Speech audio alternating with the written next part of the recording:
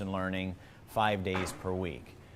So we will continue to monitor those community health indicators. As we've posted on our website, we're looking at the transmission rate. We're looking at 7 and 14-day rolling averages of new daily case rates. We're looking at the health indicators related to the various ages of individuals throughout St. Louis County. And we're also monitoring the positivity rate as well. So all of those are factors that we considered in looking at this transition for pre-K through 2. Can you give some examples of that feedback you've been receiving, good or bad? What has that feedback? Yeah, I would also say that we've had some positive feedback related to our learning through the remote option. We've also received some feedback related to Canvas and our youngest learners not having experienced that sort of technology before, having some difficulties maneuvering through that online learning platform. I am always so proud of our teachers, as I think the magic occurs within our classroom setting. The relationship that's built between student and teacher, especially during the early years or the early days in the classroom, is so important. And I think some of our youngest learners are missing that opportunity to build those early meaningful relationships with their teachers. Is this being considered like a happy medium, within the last couple of months or so?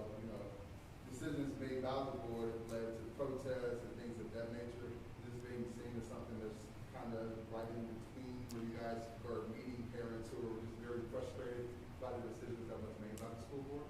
Well, the return to our schools has always been our priority and always been on our mind. So we're always monitoring a variety of pieces of feedback. The primary consideration is the health and safety of our students, and looking at those transmission rates, the health rates of those ages 0 through 9. It seems the data that would indicate that those are the safest ages of students to bring back to our schools first. But you also have teachers as well that you're bringing back. Not only like the areas where your teachers live, but I know down in Jefferson County. Yes. They've been to the red zone and over in Illinois. So, other areas outside of here are also dealing with, high COVID numbers.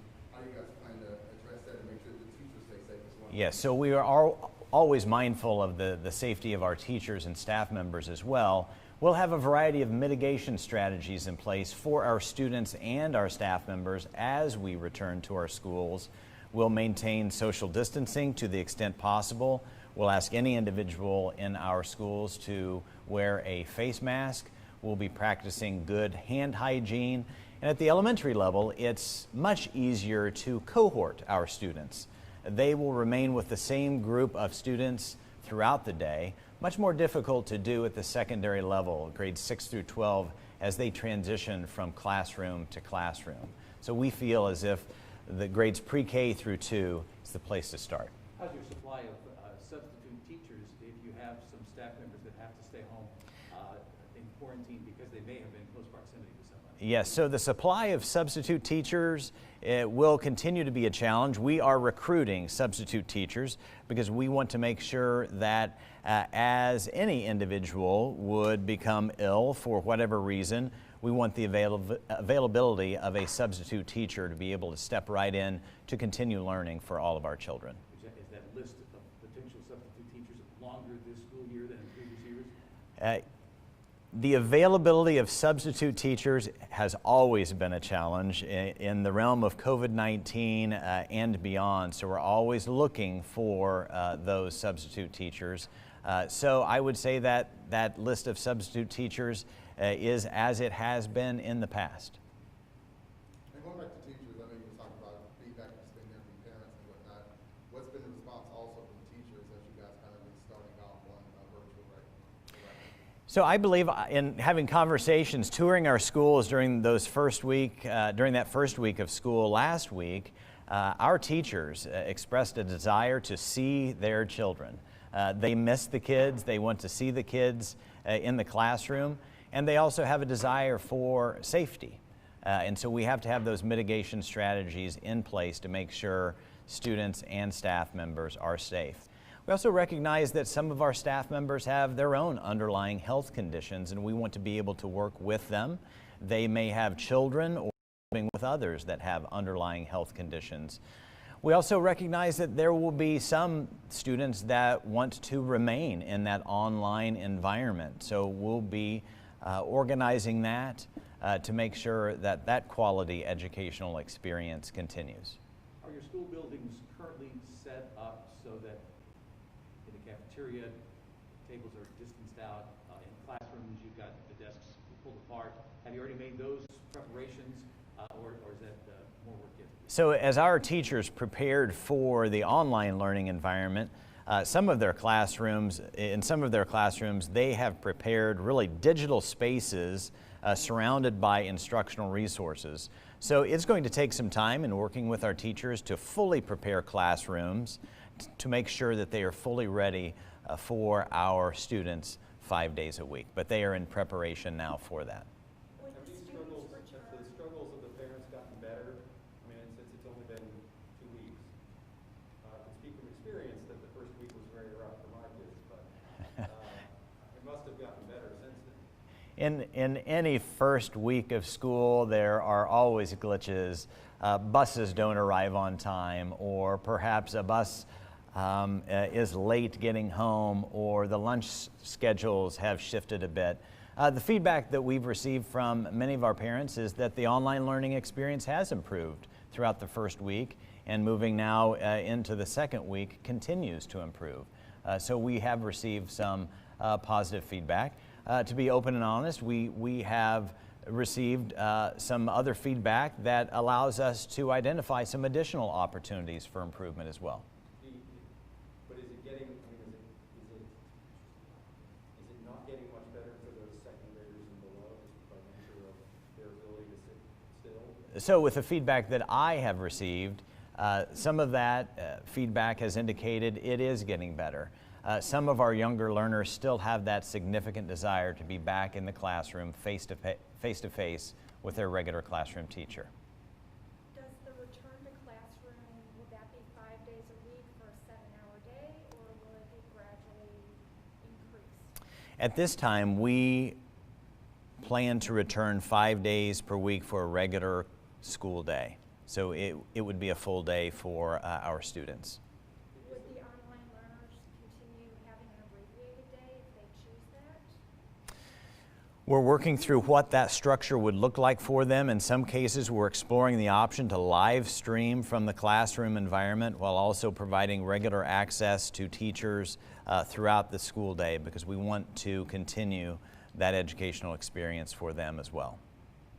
Is the bar going to be higher to get the older kids back into class because of the stats on transmission and everything? As you look at the data that's been provided to us from the St. Louis County Department of Public Health, there are some concerns that remain for our older students, grades 6 through 12. We will monitor our own health indicators from within our schools as we make that transition from kindergarten to second grade. We'll monitor those pieces of feedback, those health indicators, as we look to transition grades 3 through 5, and we'll transition, hopefully, at some point in the future, grades 6 through 12. Much of that will be dependent upon outcomes from within our school buildings.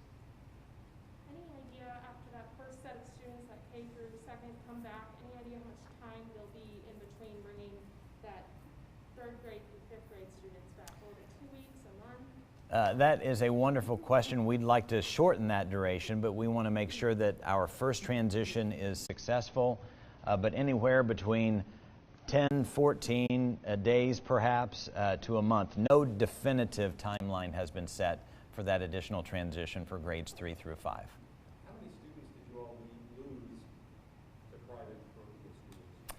I don't have those numbers in front of me, but we've had a number of students that have transferred to either homeschool or the private school environment.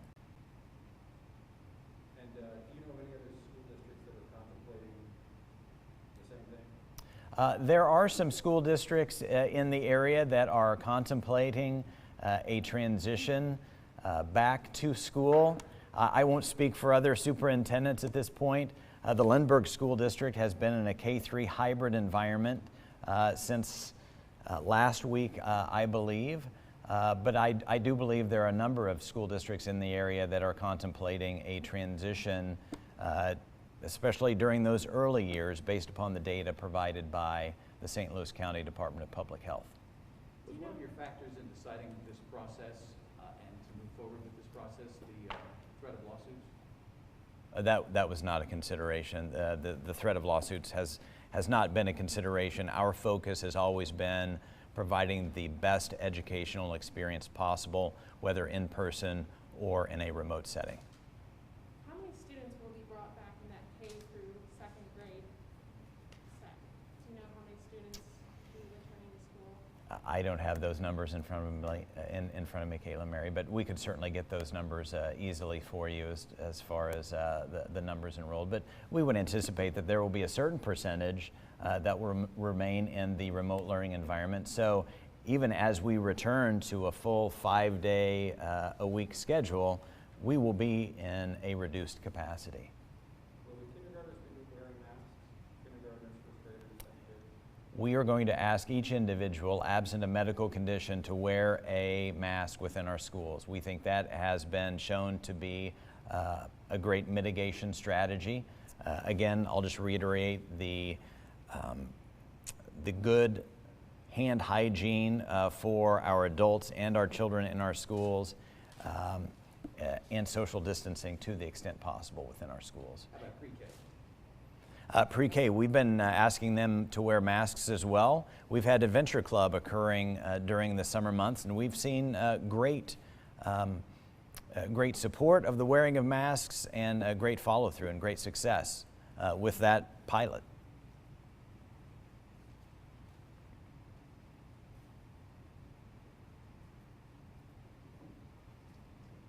If it doesn't go well, hate to be that naysayer, but let's say the numbers don't start looking good, you'll just pull the program and the kids would have to come back home. Would the parents have some advance warning that this is happening, or would this be kind of the same scenario as the spring where suddenly we're home? Well, in the COVID-19 environment, this has been a challenging environment for us all, personally and professionally. Our lives have been changed because of this coronavirus. We would love to provide as much advance notice as possible. We are hopeful that with the mitigation strategies in place, we will have great success in transitioning our children back to the regular school environment. However, we've stated for quite some time that we need to be prepared as professionals and as parents to move in and out of these various phases. So moving in and out of the remote and in-person phases could be a possibility. It's not a possibility that we want. We would love to remain in school once we begin that in-person process once again. Was this timeline contemplated before the start of school, or was it accelerated by those difficulties that parents and students and teachers had? Well, we've been monitoring feedback throughout this time. Our initial target date was the end of first quarter. But again, with those ongoing conversations with representatives from the St. Louis County Department of Public Health, we've worked with other medical and healthcare professionals. We had a focus group session with about 55 community members on Tuesday evening. They provided some valuable feedback. We had 2 physicians, 2 pediatricians there that were answering questions and providing information. Dr. Jason Newland and Dr. Rachel Orschelin were there to provide us with some information, and they provided some guidance about transitioning our younger students back to the regular school environment as well. So the stats for adults aren't really any better now than they were in July, right? In terms of new hospital admission, enrollment averages, in some cases it's worse. So it seems like the difference would be this data about the kids who are not. Our focus has remained upon our children and the learning of our children while maintaining the safety of our adults as well, and that's where we think the mitigation strategies we have in place will assist us greatly in the school environment.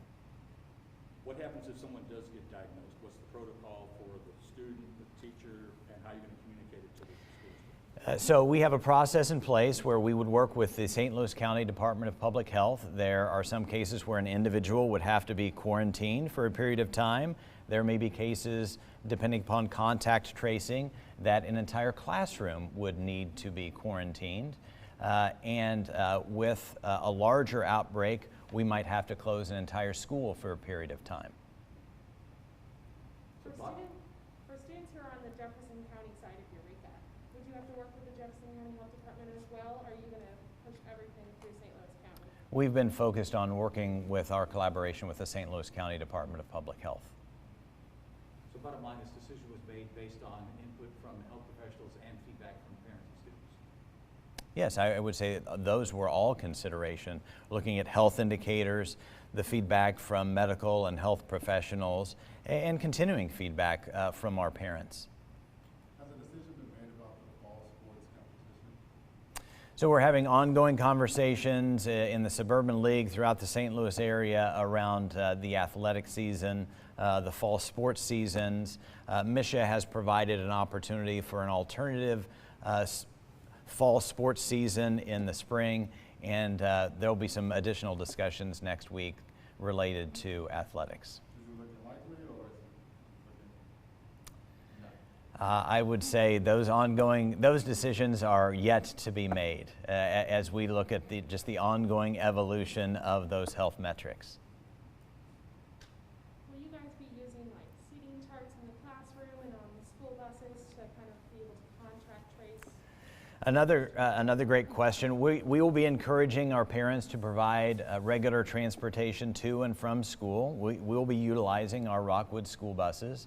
When on our school buses, we'll have assigned seats, and in our classrooms, we will also have assigned seating. Anytime our students are eating lunch, there'll be in assigned seats as well, so that in the event that we have a symptomatic individual or someone with COVID, we'll be able to more effectively contact trace and notify the appropriate individuals.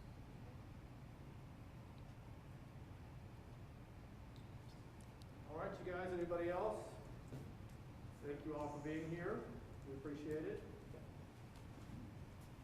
That was a good rehearsal. Okay, take two. I'm not sure which one I am. Yeah, you